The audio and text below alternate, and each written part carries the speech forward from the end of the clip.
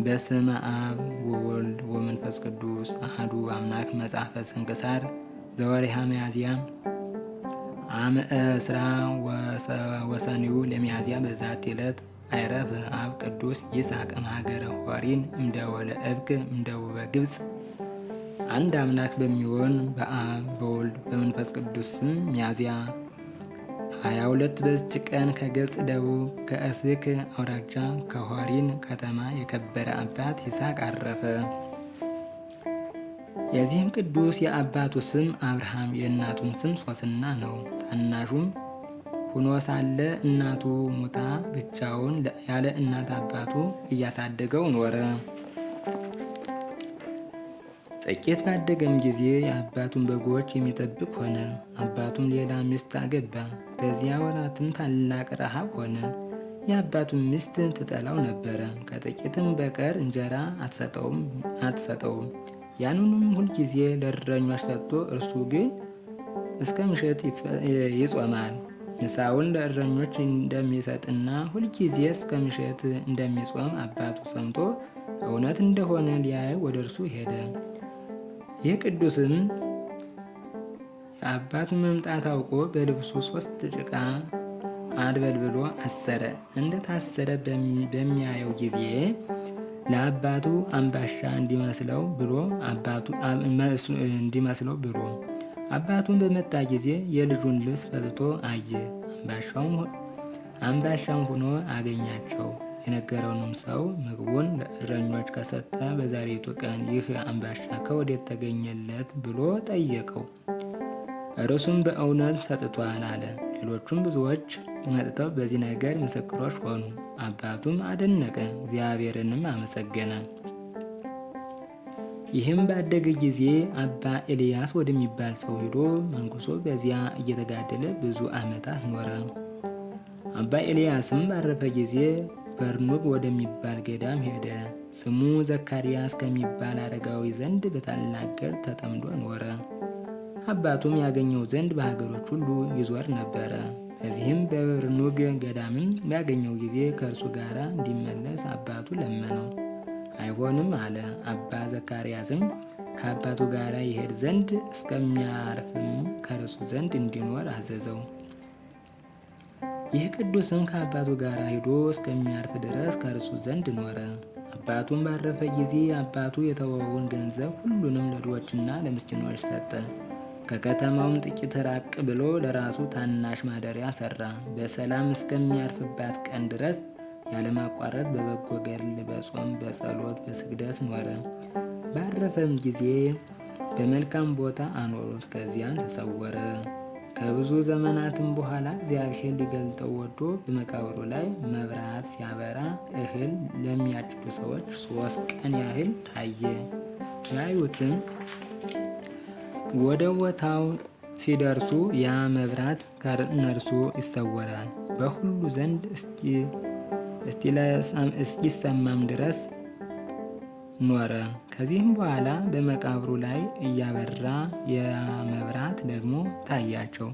ስጋውም በዚያ እንዳለ ሁለተኛ በሕልም ነገራቸው።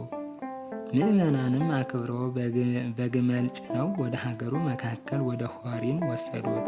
ነስሪን ከሚባል ሀገር መካከል ሲደርሱ ግመሉ በዚያ እንበረከከ። እንዲነሳም መቱት። መነሳትንም እምቢ አለ። መኖሪያው በዚያ ይሆን ዘንድ የእግዚአብሔር ፈቃድ እንደሆነ አወቁ። በዚያም በስሙ ቤተ ክርስቲያን ሰርተው ስጋውን በውስጧ አኖሩ። ከእርሱም ብዙ ድንቆች ተአምራቶች ተገለጡ። ለእግዚአብሔር ምስጋና ይሁን፣ በረከቱን ከኛ ጋር ትኑር ለዘላለሙ አሜን።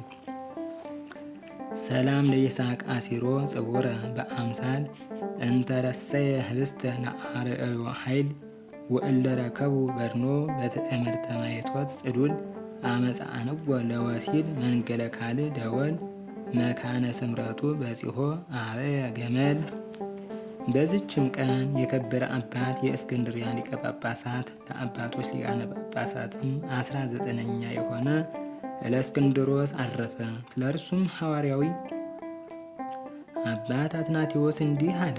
አባቴ ለእስክንድሮስ ተቀምጦ ወንጌልን አያነብም፣ ቁሞ ያነባል እንጂ። ከእርሱ ጋራም ብርሃን አለ። ሁለተኛም ስለ እርሱ ሲናገር ወደ እርሱ እመምኔቶች መጥተው በእኛ ዘንድ 7 ቀን የሚጾሙ ደናግል አሉ። በእጆቻቸውም ምንም ስራ አይሰሩም ብለው ነገሩት።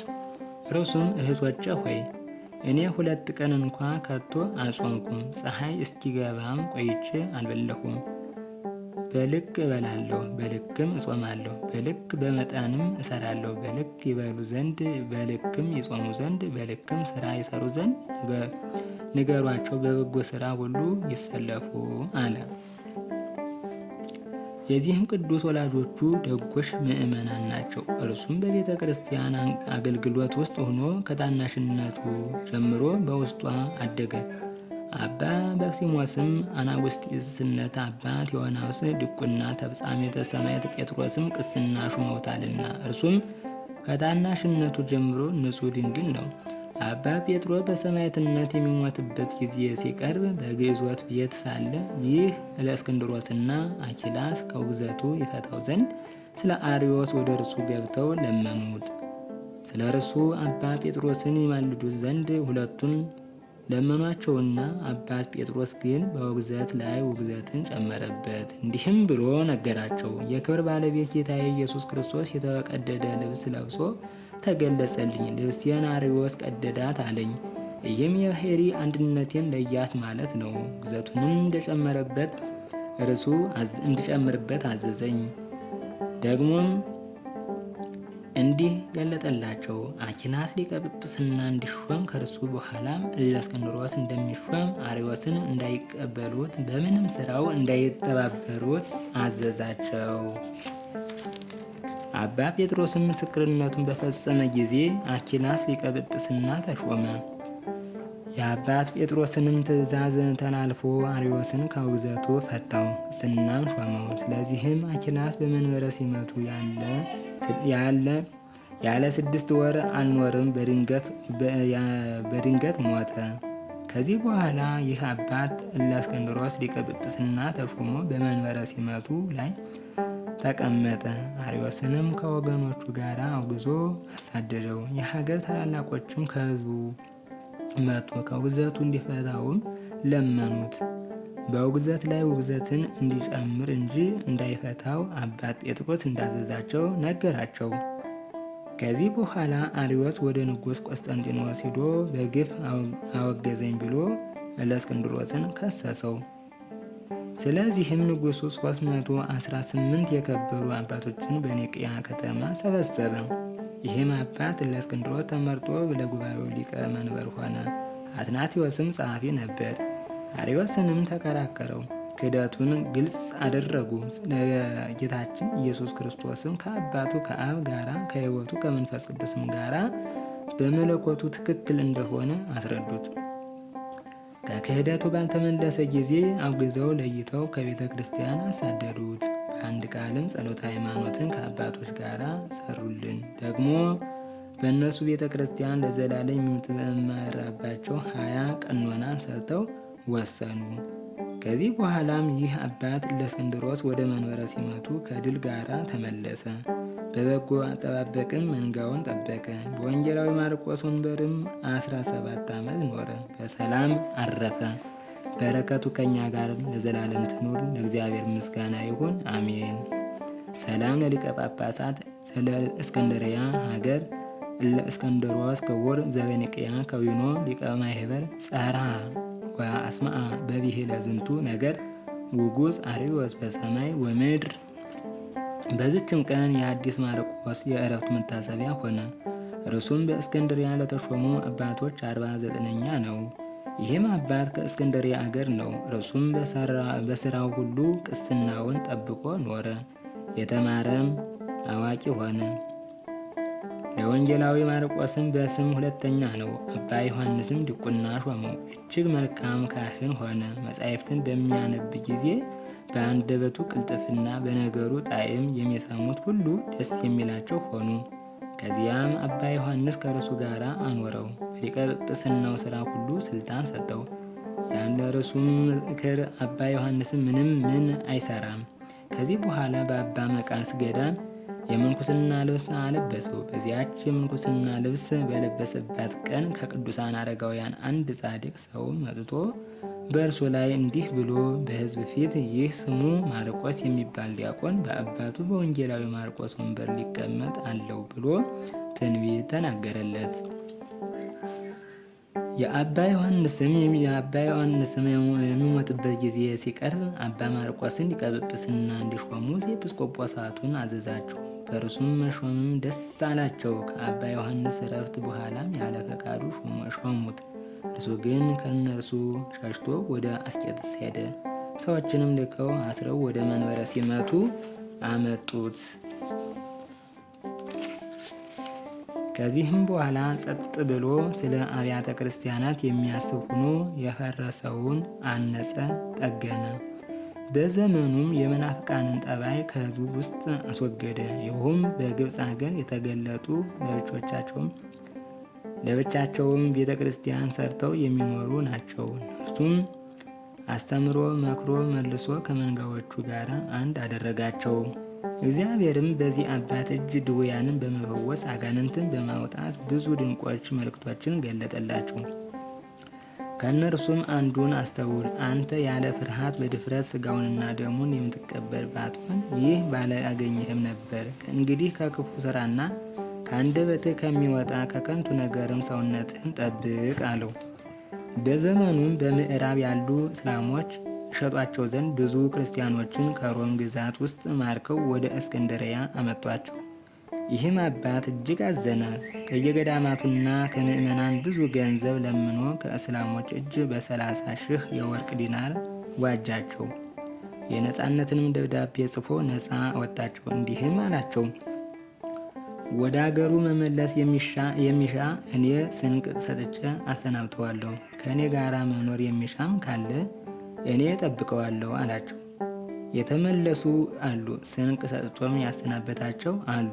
ከነርሱ ዘንድ የቀሩትንም ጠበቃቸው፣ አጋባቸው።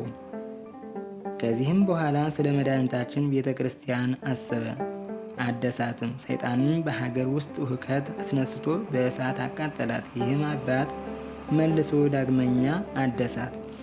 የክብር ባለቤት ጌታችን ኢየሱስ ክርስቶስ ሊያፈርሰው በወደደ ጊዜ ጥቂት ታመመ። በፋሲካ በዓል በእሁድ ቀንም ወንጌላዊ ቅዱስ ማርቆስ ተገለጠለት። ለሚወዱት እግዚአብሔር ስለያዘጋጀው ተድላ ደስታ ነገረውና ሥጋውንና ደሙን ከተቀበልክ በኋላ ታርፋለህ አለው።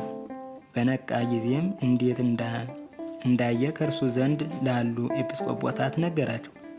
ከዚያም የቅዳሴውን ሥርዓት ጀምሮ ቀድሶ ሥጋውን ደሙን ተቀበለ። በዚያን ጊዜ አረፈ።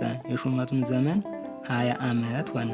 ለእግዚአብሔር ምስጋና ይሁን፣ በረከቱን ከኛ ጋር ትኖር ለዘላለሙ አሜን።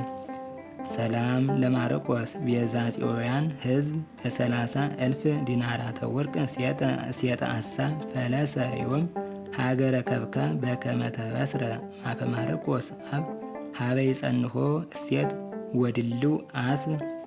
በዝችም ቀን የከበረ አባት አባ ሚካኤል የእስክንድርያ ሊቀ ጳጳሳት አረፈ። እርሱም ለአባቶች ሊቃነ ጳጳሳት 53ኛ ነው። ይህም ቅዱስ ጻድቅ መንኩሶ በአስቄጥስ በቅዱስ ዮሐንስ ገዳም አበምኔት ሆኖ ተሾመ። ከዚያም ያለ ፈቃዱ ወስደው በግድ ሊቀ ጵጵስና በእስክንድርያ ሀገር ላይ ኅዳር 24 ቀን ሾሙት። በሊቀ ጵጵስናውም ሥራ ተጠምዶ የሚጋደል ሆነ። እንደ ሐዋርያትም አጠባበቅ መንጋውን ጠበቀ። ታላቁ ጾምም በደረሰ ጊዜ ወደ አስቄጥስ በዚያ ሊጾም ወጣ። ከመሾሙ በፊት በዚያ ገዳም ውስጥ በብሕትውና ሆኖ መጠመዱንና የቀድሞ መጋደሉን አሰበ። ወደ ጌታችንም እንዲህ ብሎ ለመነ። አቤቱ እኔ በብቸኝነት መኖርን እንደመሻ አንተ ታውቃለህ። ለዚች ለተሾምኩባትም ሹመት ችሎታ የለኝምና የምትገባኝም አይደለችምና በይቅርታህም ብዛት ነፍሴን ወስደህ ከዚህ ድካም ታሳርፈ ዘንድ እለምንሃለሁ። ጌታም ልመናውን ተቀበለ። ከፋሲካ በዓል በኋላም በፍቅር አንድነት አረፈ። የሹመቱ ዘመን 2 ዓመት ከ5 ወር ነው። ለእግዚአብሔር ምስጋና ይሁን፣ በረከቱን ከኛ ጋር ትኖር ለዘላለሙ አሜን። ሰላም ለሚካኤል እንተ በጽሐ መርሶ እምነውከት ወራ ተካውሶ ክብረ ዓለም ጸኒኦ ወእበየ ዘተጠጵሶ በከመ ጸልየ ወአስተብቋ ያግህሶ እግዚአብሔር ዮም ተመጠኦ ነፍሶ። በዚችም ቀን አባታችን ተክለ ሃይማኖት ከኢትዮጵያ ወደ ኢየሩሳሌም ወርዶ ከከበሩ ቦታዎችና ከሊቀ ጵጵስና ከአባ ሚካኤል በረከትን ተቀበለ። የሁለቱ ቅዱሳን በረከትም ከእኛ ጋር ትኑር ለዘላለሙ አሜን።